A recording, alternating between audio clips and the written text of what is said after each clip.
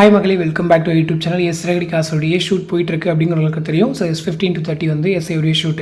So இப்போ வந்துட்டு off screen pictures நிறைய பேர் கேட்டிருந்தீங்க. அப்கமிங் ட்ராக் பற்றி பேச சொல்லி கேட்டிருந்தீங்க. எஸ், அப்கமிங்கில் வந்துட்டு ஆல்ரெடி கெஸ்ஸிங்ஸ் உங்களுக்கு இருக்கும்.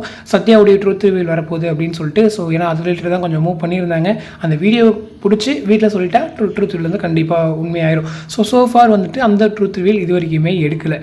ஓகேங்களா? ஸோ நான் அதை தான் சொல்ல வர மாதிரி சொல்கிறேன்னா இது வரைக்கும் எடுக்கலை. பட் அதுக்கான சின்ன சின்ன விஷயங்கள் வந்து அவங்க சைடில் மூவ் பண்ணுறாங்க. டேரெக்டாக ரிவீல் பண்ணாமல் அதுக்கான ட்ராக்ஸை வந்து அவங்க எடுத்துகிட்டு இருக்காங்கிற மாதிரியான அப்டேட்ஸ் இருக்குது. ஸோ சத்யா ரிலேட்டடாக வேறு ஏதாச்சும் கொஞ்சம் இங்கே மாட்டுற மாதிரி அங்கே மாட்டுற மாதிரிலாம் கொஞ்சம் சீன்ஸ்க்கு எடுத்துகிட்டு வந்து, அதுவும் இல்லாமல் சத்யாவுடைய ஓரளவுக்கு நியாயமான மாதிரியெல்லாம் கொண்டு வந்து அதுக்கப்புறம் ட்ரூத் ரிவீல் பண்ணலான்ற ஒரு ஐடியாவில் இருக்காங்க போல்.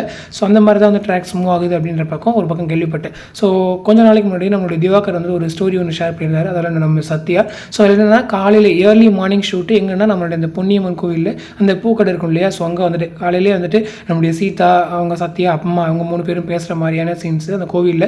ஸோ ஏர்லி மார்னிங் ஷூட் பண்ணுறாங்கன்னு சொல்லும்போது முக்கியமாக கொஞ்சம் ஏதாச்சும் ஒரு பெரிய சீனாக முக்கியமான சீனாக தான் இருக்கும். ஸோ என்ன இருக்கும் அப்படிங்கிறத வெயிட் பண்ணி பார்க்கலாம். ஸோ இன்னொரு பக்கம் வந்துட்டு நேற்று நம்மளுடைய விஜயம்மா வந்துட்டு ஒரு ரீல் ஷேர் பண்ணியிருந்தாங்க.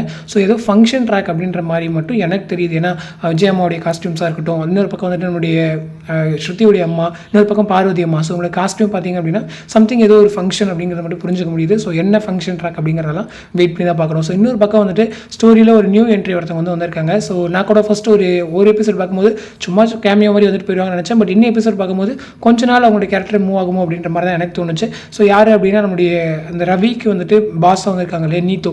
ஸோ அந்த கேரக்டர். ஸோ அவங்கள பார்க்கும்போது என்ன ஒரு ஒன் சைடாக லவ் பண்ணுவாங்களோ அப்படின்ற மாதிரிலாம் தோணுது. இன்றைக்கி கூட நம்மளுடைய ஸ்ருதியுடைய அம்மா கொஞ்சம் கோவப்பட்டு ஸ்ருதிட்ட போய் பேச போகிறதையும் வந்து பார்க்க முடிஞ்சுது. ஸோ ஸ்ருதிட்ட போய் பேசும்போது ஸ்ருதி அவ்வளோ பெருசாக எடுத்துக்க மாட்டாங்க. பட் ஒரு சில விஷயங்கள் கொஞ்ச நாள் போகுது அப்படின்னு சொல்லும்போது ஸ்ருதியுமே கொஞ்சம் கோவப்படுறதுக்கு வாய்ப்புகள் இருக்குது. ஸோ அதுக்காக தான் அந்த கேரக்டரை கொண்டு வந்திருக்காங்க.